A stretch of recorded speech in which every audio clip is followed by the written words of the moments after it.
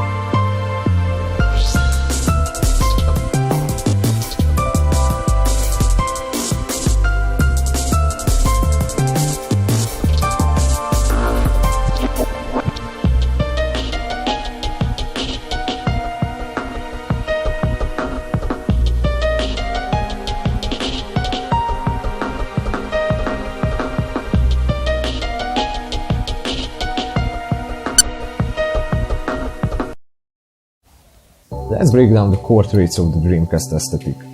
Just take a look at Phantasy Star Online.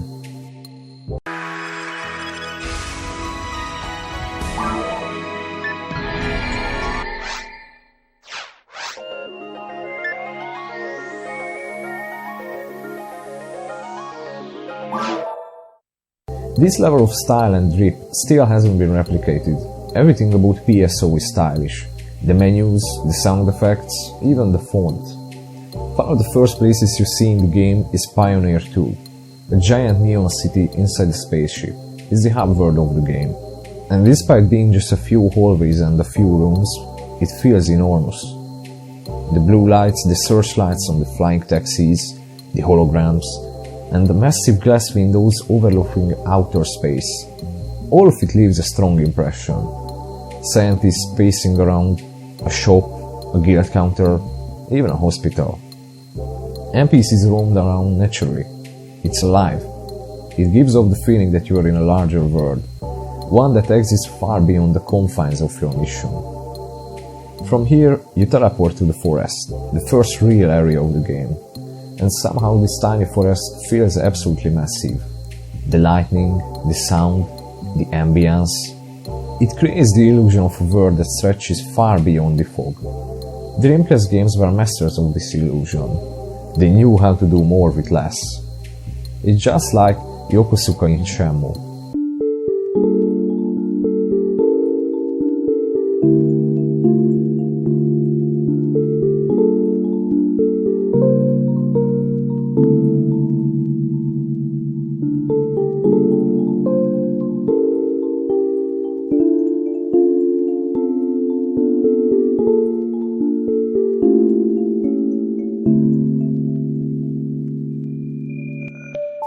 The town of Yokosuka is one of the coziest places I ever visited in a game. The smooth and round 3D models give everything a soft, lived-in feeling. The buildings, the streets, the signs, it all feels authentic. Yu Suzuki, the game's director, actually used real-world weather data from the real town of Yokosuka to recreate its daily patterns in-game. He didn't just want the town to look real, he wanted it to feel real. And while Shenmue might not be the most exciting game to play minute to minute, it absolutely nails the atmosphere. It's peaceful, meditative, more like Animal Crossing than an action-adventure game. And that's the magic of it. There is something about the way Japanese developers build their game worlds that feels different.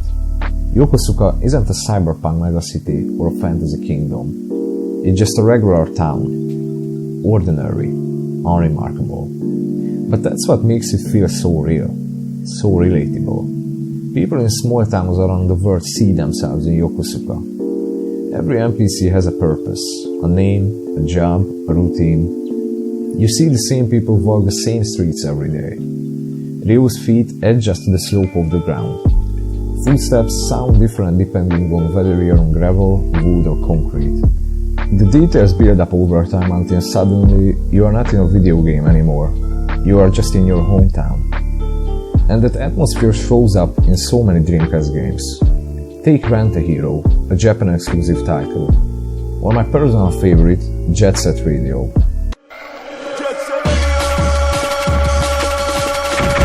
I first played Jet Set Radio when I was just starting Brazilian Jiu-Jitsu. My brother and I used to play it before every training session for months. Because of that, this game is deeply burned into my brain as a special time in my life.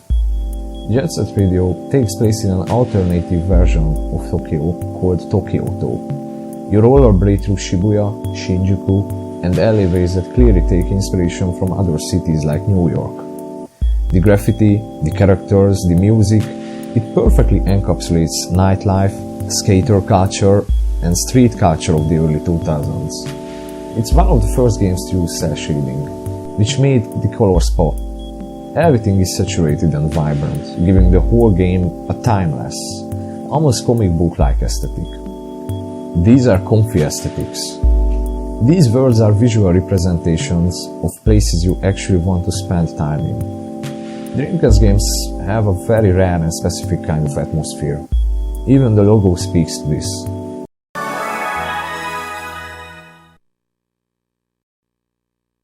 The soft orange spiral. Sega has always been tied to the color blue, not the electric blue of the PS2, but a calm, mellow blue, the kind of blue you see on a cool summer evening as a kid. The Dreamcast wasn't edgy like the PS2, but it wasn't as mass market friendly as the Wii. It was something else, a soft future, a machine from a different world. Even the character models were smoother and rounder, no jagged polygons. Dreamcast models were high poly for the time. Ryo's model had almost 2000 polygons in Shenmue 1 and 3000 in Shenmue 2. That was cutting edge for the era. And that's not surprising. The US military literally financed Sega hardware around the Virtua Fighter 1 era. This wasn't just a toy. This was serious. But even with the extra polygons, the textures were super low resolution. That combination created something magical. The blurry tiger on Ryo's jacket, the soft lighting, the rounded models. It gave everything a dreamy, painterly look. Like a memory you are watching through a foggy window. In some ways, I think the Dreamcast aesthetic is actually similar to the PS3 aesthetic when it comes to character models. Both consoles have those glossy, porcelain, almost plastic characters. Perfectly modeled faces with glassy, doll-like eyes. Dreamcast characters don't look like real people. They look like figures, and there is something comforting about that. A lack of photorealism that actually makes the world feel more immersive, not less. Every Dreamcast game was colorful. You know the neons of Jet Set Radio, the beaches of Sonic Adventure, but even Resident Evil, a horror game, was packed with vibrant colors. Orange hallways, green labs, blue corridors, colorful jackets. It wasn't washed out or desaturated. It was alive. The menus were colorful too. They popped. Sound effects were satisfying.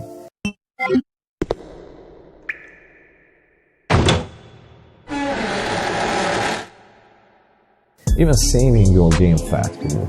It didn't feel like a chore. It felt like interacting with a little machine from the future.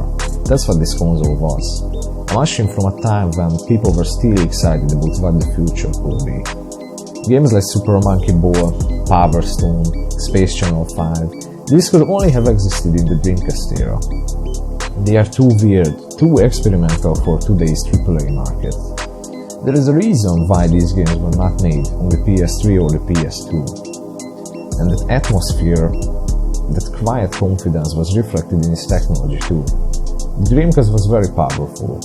Some games even had real-time shadow mapping, something barely possible on the PS2 or the GameCube. It also had online play, and VMUs with little screens, experimental mechanics. Blue skies, high poly, low res, experimental. Just take a look at the Dreamcast's menu. I love how this looks.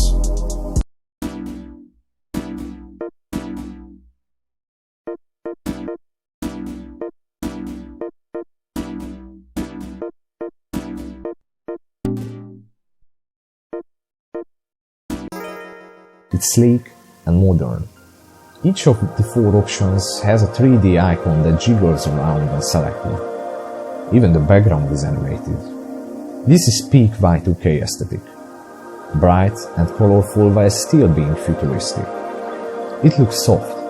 The aesthetic combines futuristic graphic design and blobby CGI, often using a color palette of chrome, icy blue, glossy white, and other saturated tones. The visual memory unit is a perfect example of this. It's better known as the VMU, a tiny little screen that you put inside the center of the Dreamcast's controller. It could be used as a secondary display for in-game information, but it's also technically a portable console with its own D-pad and buttons. It encapsulates everything about the Dreamcast. It's weird, it's ambitious, and it's ahead of its time. Most games simply display their logos on the VMU screen, but some titles actually used it during gameplay. For example, in Sword of the Berserk, it kept track of your kill count. In Resident Evil 2 and Dino Crisis, it showed your health and ammo count. Silent Scope used it as a working sniper scope that let you aim and shoot enemies in real time. Virtual Tennis did something similar, rendering a wireframe version of the match in progress. I think this is what the world would have looked like in an alternate timeline, where Sega didn't have to stop making consoles, and when the Dreamcast was a big success.